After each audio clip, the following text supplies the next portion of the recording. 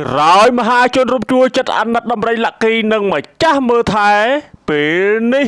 រដ្ឋមន្ត្រីក្រសួងកសិកម្មជួយរកដំណោះស្រាយហើយ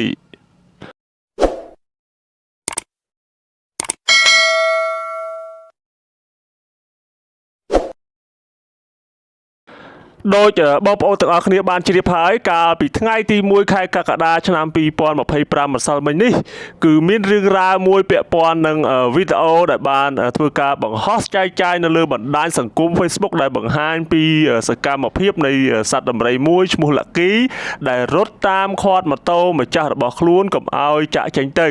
ធ្វើឲ្យមហាជនក្នុងបណ្ដាញសង្គម Facebook នោះផ្ទុះការចែករំលែកប្រងព្រាតនិងសម្ដែងនៅការអាណិតអាសូរហើយខ្លះរហូតទៅដល់រំជួលចិត្តស្រក់ទឹកភ្នែក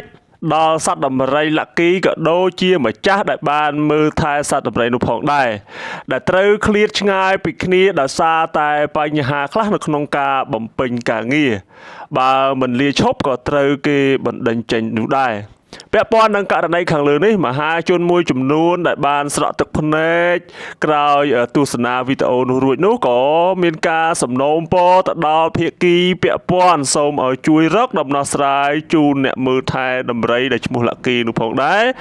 ដែលបរិះខាងលើនោះគឺមានឈ្មោះថាត្រីស៊ីថេងគាត់បម្រើការនៅឯសួនសត្វភ្នំតាម៉ៅហ្នឹងអស់រយៈពេលជាង30ឆ្នាំមកហើយគាត់ក៏មើលថែសត្វដំរីនោះមានរហូតដល់26ឆ្នាំផងដែរក្នុងនោះដែរលោកផៃវណ្ណៈក៏សូមឲ្យបងប្អូនកុំប្រញាប់វិនិច្ឆ័យចំពោះរឿងដែលបងប្អូនគ្រាន់តែមើលឃើញមួយជ្រុងសូមរងចាំការបំភ្លឺពីរដ្ឋបាលព្រៃឈើក៏ដូចជាក្រសួងកសិកម្មរុក្ខាប្រមាញ់និងនេសាទសិននៅថ្ងៃទី1ខែកក្កដាឆ្នាំ2025ដដែលរដ្ឋបាលព្រៃឈើក៏បានចេញសេចក្តីប្រកាសព័ត៌មានរបស់ខ្លួនផងដែរថាលោកត្រីស៊ីថេងជាបុគ្គលិករបស់អង្គការសម្ព័ន្ធមិត្តសត្វព្រៃមិនមែនជាមន្ត្រីរដ្ឋបាលព្រៃឈើនោះឡើយការលាឈប់របស់លោកគឺមិនពាក់ព័ន្ធទៅនឹងរដ្ឋបាលព្រៃឈើនោះទេស្រាប់តែនៅថ្ងៃទី2ខែកក្កដាឆ្នាំ2025ឯកឧត្តមដិតទីណារដ្ឋមន្ត្រីក្រសួងកសិកម្មរុក្ខាប្រមាញ់និងនេសាទនឹងទទួលជួបលោកត្រីស៊ីថេងនៅថ្ងៃស្អែកត្រូវនៅថ្ងៃទី3ខែកក្កដាឆ្នាំ2025ដើម្បីជួយរកដំណោះស្រាយនេះបើយោងតាមការចុះផ្សាយនៅលើផេកក្រសួងកសិកម្មរុក្ខាប្រមាញ់និងនេសាទមហាជនបន្ទាប់ពីបានទទួលដំណឹងថាមានដំណោះស្រាយចំពោះលោកដែលថែរក្សាដំរីនោះស្រាប់តែសម្ដែងនៅ